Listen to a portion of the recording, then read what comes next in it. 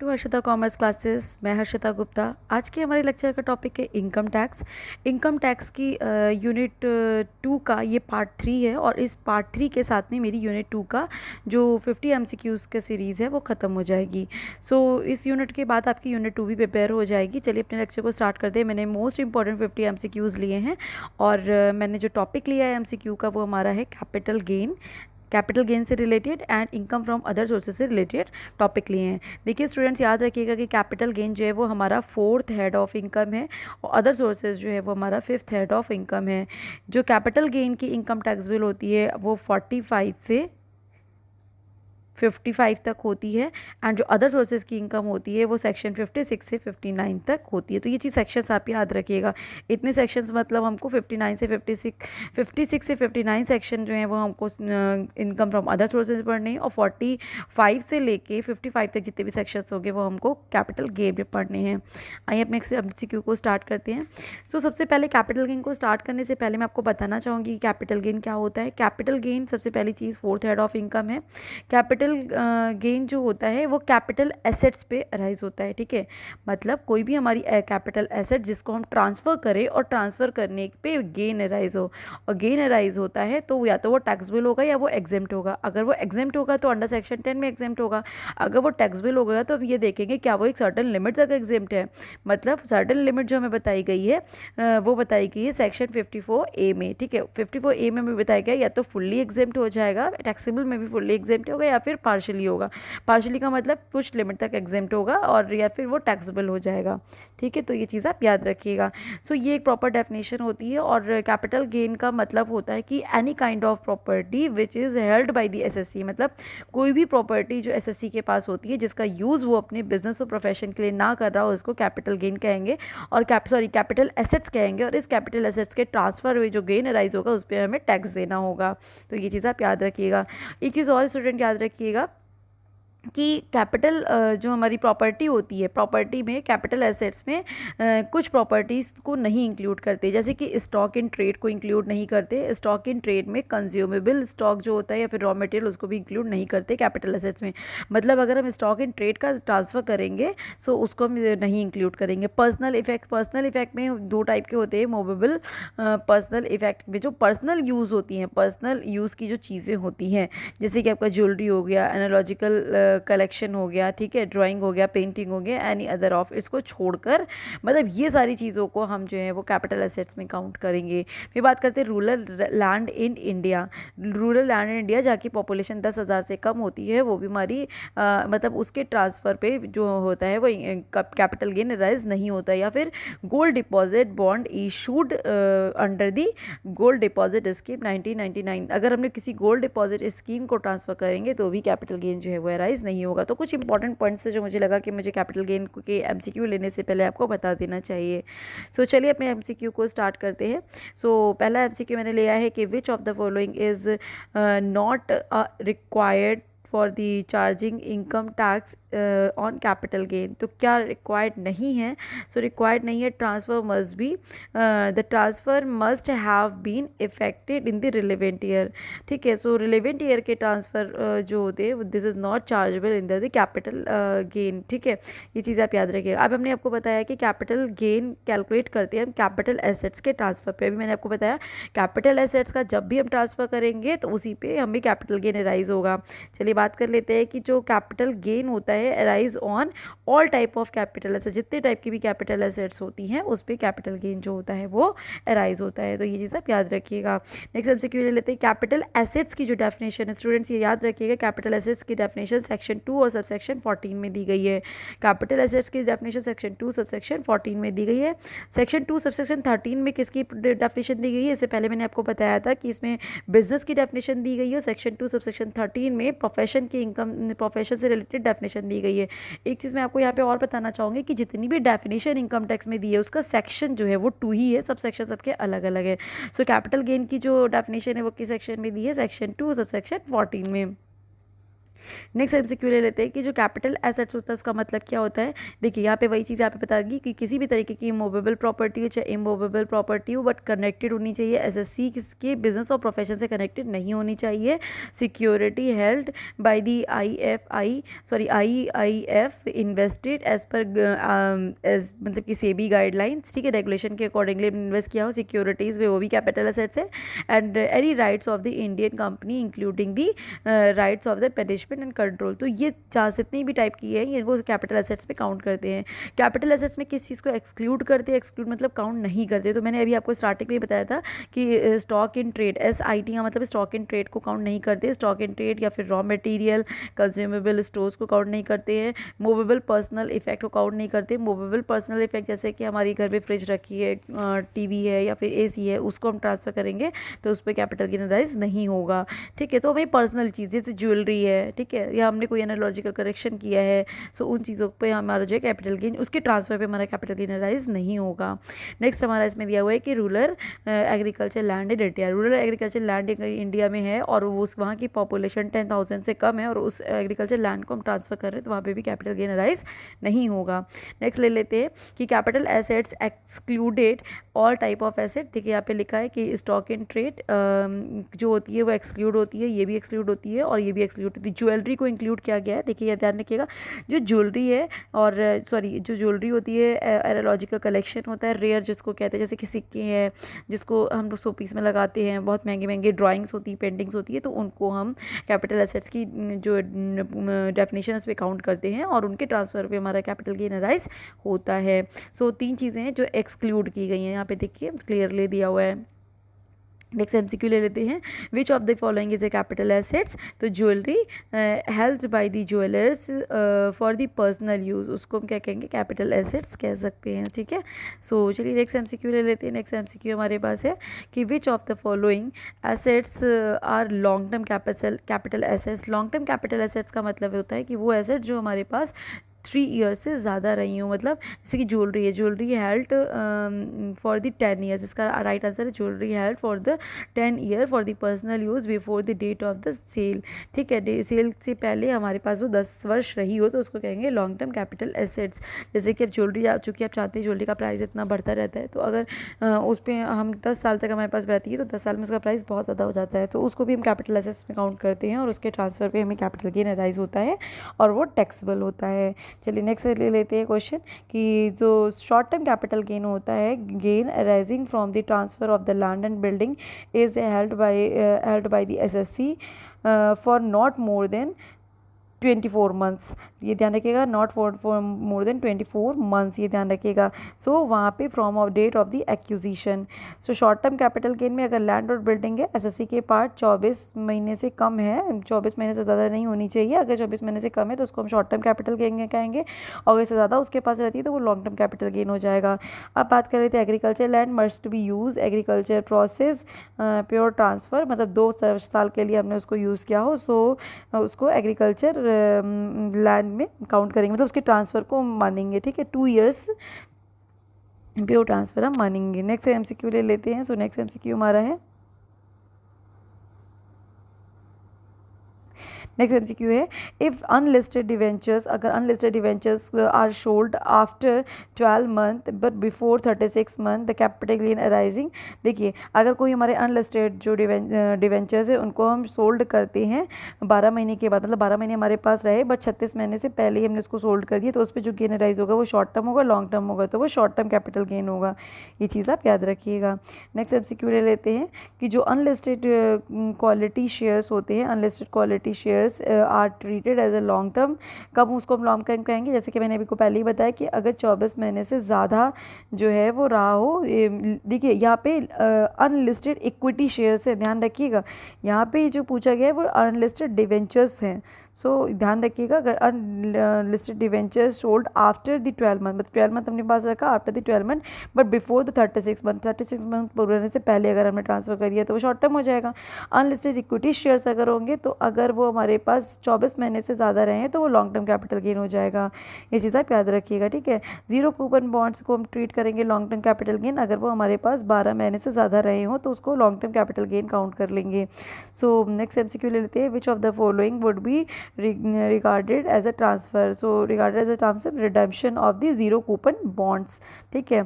Cost of acquisition include, cost of acquisition में किसको include करते हैं, only the capital expenditure incurred for the completing or the acquiring title of the property, ठीक है। मतलब cost of acquisition का मतलब होता है कि किसी भी प्रॉपर्टी को एक्वायर करने में जितना भी समय लगता है और उस पर जो भी कैपिटल एक्सपेंडिचर होता है उसको हम कॉस्ट ऑफ एक्विजिशन में इंक्लूड करते हैं। ले लेते हैं। सो नेक्स्ट एमसीक्यू हमारा cost of improvement include. Cost of improvement include का मतलब है कि capital expenditure incurred in making addition, ठीक है, एनी एडिशन इम्प्रूवमेंट या फिर हमारी project of the capital assets, ठीक है। सो हमारे पास कोई भी कैपिटल एसेट्स है, अगर उसमें इंप्रूवमेंट कराते हैं, इंप्रूवमेंट का मतलब है कि जैसे मान लीजिए हमारे पास बिल्डिंग है, वो हमारी कैपिटल एसेट्स हो गई, उसमें हमने कुछ भी बनवाया, मान लीजिए कि फर्स्ट फ्लोर बनवाया, सेकंड फ्लोर बनवाया, या फिर हमने उसमें कोई भी रिपेयरिंग का काम कराया, तो वो क्या हो गई, हमारी कॉस्ट ऑफ इम्प्रूवमेंट हो गई। तो कॉस्ट ऑफ इम्प्रूवमेंट क्या होता है, capital expenditure incurred in the addition of the improvement of capital assets. तो ये चीज़ आप याद रखिएगा। नेक्स्ट एमसीक्यू ले लेते हैं। नेक्स्ट एमसीक्यू हमारा है कि while computing the indexed cost improvement, so index cost improvement कैसे हम कंप्यूट करते हैं, is divided by the CII, ठीक है, CII for the year of which the improvement took a place, जिस ईयर इम्प्रूवमेंट होता है उस ईयर का CII मतलब इंडेक्स नंबर ले लेंगे, इंडेक्स इम्प्रूवमेंट जो भी नंबर होता है उसको हम लेके उसे डिवाइड कर देंगे, तो ये आप याद रखिएगा। नेक्स्ट एमसीक्यू ले लेते हैं कि कॉस्ट ऑफ इम्प्रूवमेंट मीन्स, जैसे कि अभी मैं आपको यहीं पे बताया था ना, कॉस्ट ऑफ इम्प्रूवमेंट मतलब क्या होता है, capital expenditure done on the value addition of the capital assets, it shall be consider calculating the capital gain. अच्छा, ये जो इम्प्रूवमेंट है वो कब का होना चाहिए, इस consider when the incurred on the after 1 अप्रैल 2001 के बाद अगर इम्प्रूवमेंट हुआ है तभी वो कंसीडर होगा कॉस्ट ऑफ इम्प्रूवमेंट में। नेक्स्ट ले लेते हैं कि SSC allowed to be market fair market value. Fair market value हम लोग SSC का मतलब किस केस में अलाउ होती है, जब कैपिटल एसेट्स होती है रेदर देन इंटेंजिबल एसेट्स और डेप्रिशिएट एसेट्स, कैपिटल एसेट्स तो इंटेंजिबल एसेट्स और डेप्रिशिएट एसेट्स को छोड़कर। चलिए नेक्स्ट एमसीक्यू ले लेते हैं कि कॉस्ट ऑफ इम्प्रूवमेंट जो होता है शैल बी इंडेक्स्ड इफ़, हम कब कॉस्ट ऑफ इम्प्रूवमेंट इंडेक्स करेंगे, if the long term capital assets, हम हमारी लॉन्ग टर्म कैपिटल एसेट्स होगी तभी हम कॉस्ट ऑफ इम्प्रूवमेंट को फाइंड करेंगे।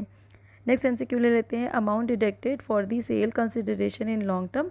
Sale consideration in long term मतलब कि कैसे आता है, जब मतलब अमाउंट डिडक्टेड, हम सेल कंसिडरेशन में कौन सी अमाउंट डिडक्ट करते हैं, indexed cost of acquisition and index cost of improvement की दोनों ही माइनस कर देते हैं। सो हमारा क्या होता है कि लॉन्ग टर्म कैपिटल गेन आ जाता है। नेक्स्ट एमसीक्यू ले लेते हैं सेक्शन 45 और सब सेक्शन 5A में क्या बताया गया है, इंडिविजुअल और HUF के बारे में बताया गया है। इस चीज़ के बारे में मैं आपको एक और भी बात बता देती हूँ कि जो हमारी कैपिटल गेन जो है वो चार्जेबल सेक्शन जो है वो 45A1 है, ये ध्यान रखिएगा। चार्जेबल सेक्शन जो है हमारा कैपिटल गेन का 45(1) है। नेक्स्ट एमसीक्यू लेते हैं। सो नेक्स्ट एमसीक्यू हमारा in the case of the specified agreement under 45(5A sale consideration shall be, sale consideration हम उस केस में किसको कहेंगे, stamp duty, the value of shares being land and building both, या फिर कह लेते दोनों ही ले सकते हैं, ठीक है, in the project of the date of the issue certificate completion, ठीक है, ये ध्यान रखिएगा। And consideration received in cash, तो उस डेट में उस चीज़ को डिफाइन किया गया है, उसको हम सेल ऑफ कंसिडरेशन मानेंगे, किसमें, under section 45 sub section 5A में। क्यों डिस्कस करते हैं, cost of acquisition of right share is existing share holder shall be price at which these share are offered, ठीक है। नेक्स्ट एमसीक्यू हमारा in the case of the sale right तो short term capital gain will be rise. Next MCQ ले लेते हैं capital gain on the transfer of the depreciate assets, अगर depreciate assets पे हमारा कैपिटल गेन राइज होगा तो वो शॉर्ट टर्म होगा in respect of the period of holding, मतलब जितने टाइम के लिए हमारे पास एसेट्स रही होगी, ठीक है। सो नेक्स्ट एमसीक्यू ले लेते हैं कि in which of the following says the short term capital gain will rise, ठीक है। सो हमारा जो WVD होता है, written down value of the block is zero at the last of the day of the previous year, या फिर block is empty of the last previous year. दोनों ही केस में जो होता है हमारा शॉर्ट टर्म कैपिटल गेन जो है वो अराइज होता है। सो नेक्स्ट MCQ ले लेते हैं। नेक्स्ट MCQ है कि अजम्पशन अंडर सेक्शन 54 में हमें कौन सी अजम्पशन अवेलेबल है। सो अजम्पशन हमको अवेलेबल है वहाँ पे कैपिटल गेन, अगर हम कैपिटल गेन इन्वेस्ट कर रहे हैं रेजिडेंशियल हाउस प्रॉपर्टी में, ठीक है। सो अगर हम रेजिडेंशियल हाउस प्रॉपर्टी से हमें कैपिटल गेन हुआ है तो उसकी हमको अजम्पशन मिलती है अंडर सेक्शन 54 में। ध्यान रखिएगा डिडक्शन जो है 80C से 80U की हमको कहाँ पे अलाउ होती है, शॉर्ट टर्म कैपिटल गेन में। इनकम फ्रॉम अदर सोर्सेज का जो चार्जिंग सेक्शन है वो कौन सा है, 56 इनकम फ्रॉम अदर सोर्सेज। यहाँ पे FI देखिए, इनकम फ्रॉम अदर सोर्सेज का चार्जेबल सेक्शन जो है वो हमारा 56 है। आपको मैंने पहले ही बताया कि जो इनकम फ्रॉम अदर सोर्सेज है वो 56 से 59 तक होता है, ठीक है। चलिए नेक्स्ट MCQ ले लेते हैं। सो नेक्स्ट MCQ है income under the income from other sources taxable. Income from other sources में कौन सी इनकम जो होती है वो टैक्सेबल होती है on the basis of the method of the accounting regularly, ठीक है, एम्प्लॉयड बाय द SSC, ठीक है। चलिए नेक्स्ट MCQ ले लेते हैं कि जो डिविडेंड, यहाँ से मेरे सारे क्वेश्चंस जो हैं वो इनकम फ्रॉम अदर सोर्सेज के स्टार्ट हो गए हैं। डीम्ड जो हमारा डिविडेंड होता है अंडर सेक्शन 2 सबसेक्शन 222E में जो बताया गया टैक्सेबल होगा कब, जब वो रिसिप्ट बेसिस पे होगा, ड्यू बेसिस पे नहीं। जब हमें रिसीव हो जाएगा तब वो टैक्सेबल होगा, ठीक है। चलिए नेक्स्ट MCQ ले लेते हैं कि जो सम ऑफ द रिसीव अंडर की मैन इंश्योरेंस पॉलिसी टैक्सेबल होती है सारे केसेस में, चाहे वो सप्लाई हो, सॉरी सर, चाहे वो सैलरी का ऐड हो, चाहे वो PGVP का ऐड हो एम्प्लॉयर का, या फिर अदर सोर्सेज का हो, एम्प्लॉय और एम्प्लॉयर का जहाँ पे भी रिलेशन होता है वो इन चारों ऐड में जो होती है वो टैक्सेबल हो सकती है, ठीक है। नेक्स्ट MCQ ले लेते हैं कि income from the letting of machinery. अगर मशीनरी को किराए पे उठाते हैं या प्लांट को किराए पे उठाते हैं या फर्नीचर को किराए पे उठाते हैं तो उससे होने वाली इनकम को हम किस में लेते हैं, is related to the income from other sources if not be chargeable the PGVP। मतलब अगर उस इनकम को हमने PGVP में चार्ज नहीं किया है सो उस इनकम को हम किस में चार्ज करेंगे, इनकम फ्रॉम अदर सोर्सेज में। Dividend from the domestic company, ध्यान रखिएगा जो डोमेस्टिक कंपनी का डिविडेंड जो शेयर होल्डर्स को मिलता है वो एग्जेम्प्ट होता है अंडर सेक्शन मैं फिर से समझा देती हूँ कि इसमें क्या बात कही है। इसमें पूछा गया है जो हमारा dividend from the domestic company shall be exempt in the hand of the share holder. तो डोमेस्टिक कंपनी से जो भी शेयर होल्डर को डिविडेंड मिलता है वो एग्जेम्प्ट होता है अंडर सेक्शन 10 सबसेक्शन 34। ये वेरी वेरी इंपॉर्टेंट है, आपसे पूछा जा सकता है। जो डिविडेंड होता है डोमेस्टिक कंपनी का डिविडेंड, ऐसे आप याद रखिए कि डोमेस्टिक कंपनी का डिविडेंड एग्जेम्प्ट होता है, उस पर कोई भी टैक्स शेयर होल्डर को नहीं देना होता और एग्जेम्प्ट के सेक्शन में होता है सेक्शन 10 सबसेक्शन 34 में। चलिए नेक्स्ट MCQ ले लेते हैं। नेक्स्ट MCQ हमारा dividend received on the share. Dividend received on the share is taxable under the income from other sources. अगर हमें शेयर्स पे डिविडेंड रिसीव होता है तो वो इनकम फ्रॉम अदर सोर्सेज में टैक्सेबल होता है, always irrespective whether share are held as a investment और नॉट, ठीक है। तो ये चीज़ आप याद रखिएगा। नेक्स्ट MCQ हमारा है कि deemed dividend is taxable in the previous year of distributed या फिर पेमेंट किया गया हो। इंटरिम डिविडेंड जो होता है is taxable in the previous year in which dividend is unconditionally made available to the share holders, ठीक है। तो ये ध्यान रखिएगा। Dividend declare by the Indian company outside the India. So ये दोनों केसेस हो सकते हैं हमारे पास B और C, मतलब deemed to be accrue rise in India, ठीक है, एंड एग्जेम्प्ट भी हो सकती है, दोनों केसेस हो सकते हैं उसमें, ठीक है। तो चलिए नेक्स्ट MCQ ले लेते हैं। नेक्स्ट MCQ हमारा है कि dividend from the foreign company.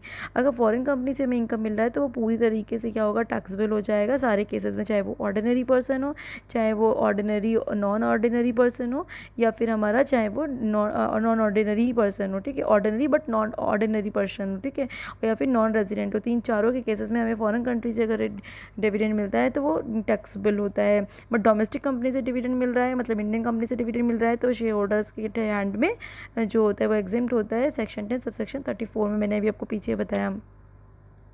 Next MCQ लेते हैं कि जो डीम्ड डिविडेंड होता है refers to section 2 subsection 22 fully exempt होता है deemed dividend in the hand of the share holder firms, but taxable share holder के हैंड में अगर हमारा डीम्ड डिविडेंड है तो वो तो एग्जेम्प्ट हो जाएगा, बट यही अगर टैक्स जो यही जो डीम्ड डिविडेंड है बट टैक्सेबल होगा कंपनी के हैंड में, कंपनी जो होगा कंपनी को उस पर उसको टैक्स देना होगा।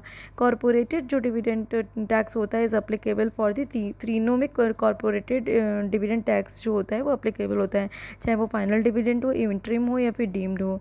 ठीक है, नेक्स्ट ले लेते हैं इंटरेस्ट ऑन सिक्योरिटीज टैक्सेबल। जो हमारी सिक्योरिटीज़ पे इंटरेस्ट मिलता है वो इनकम फ्रॉम अदर सोर्सेज में टैक्सेबल होता है, और वो कहाँ होता है, शेयर्स और हेल्ड एज इन्वेस्टमेंट। तो ये चीज़ आप याद रखिएगा।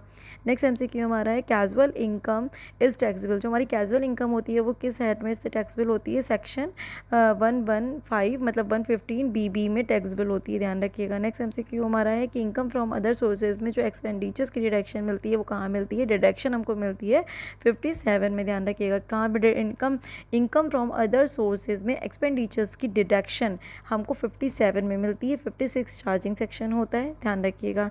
जो बॉन्ड वॉशिंग ट्रांजेक्शन होता है ये वेरी वेरी वेरी इंपॉर्टेंट है, ध्यान रखिएगा। बॉन्ड वॉशिंग ट्रांजेक्शन आपसे ज़रूर पूछा जा सकता है, इसको सेक्शन किस में बताया गया है, सेक्शन 94 में बताया गया है। ठीक है, बात कर लेते हैं कि सेक्शन जो होता है 115BBDA किस पे अप्लीकेबल नहीं होता है, डोमेस्टिक कंपनी पे अप्लीकेबल नहीं होता है, रेजिडेंट इंडिविजुअल पे, रेजिडेंट HUF पे और फॉर्म तीनों पे अप्लीकेबल होता है।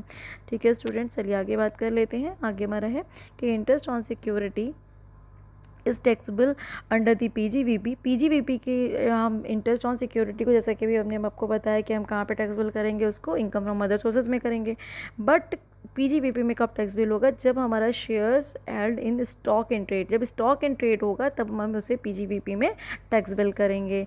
Interest on post office bank saving account, जो इंटरेस्ट ऑन हमें पोस्ट ऑफिस में जो हमारा अकाउंट होता है उसमें जो इंटरेस्ट मिलता है वो एग्जिम्प्ट होता है कितने लिमिट तक, इंडिविजुअल के केस में 3500 तक एग्जिम्प्ट होता है, मतलब 3500 तक की इंटरेस्ट पे हमें कोई भी टैक्स नहीं देना होता है। ये ध्यान रखिएगा, ये वेरी वेरी इंपॉर्टेंट, ये आपसे पूछा जा सकता है। ठीक है, सो यहाँ पे पूछा गया है कि interest on post office bank account is exempt अगर जॉइंट अकाउंट है। देखिए इंडिविजुअल के केस में तो हमको 3500 एग्जिम्प्ट होगा, बट जॉइंट अकाउंट है तो वो 700 एग्जिम्प्ट हो जाएगा। ठीक है, चलिए नेक्स्ट एमसीक्यू ले लेते हैं। नेक्स्ट एमसीक्यू हमारा है कि on 5 Feb 2019 mister P get a motor car from the relative, motor car उनको रिलेटिव को गिफ्ट्स में मिला है। ठीक है, and the fair market value जो है उसकी वो 3,60,000 है। सो अमाउंट जो कितनी टैक्सेबल होगी वो नील हो जाएगी। ठीक है, तो ये चीज़ याद रखिएगा।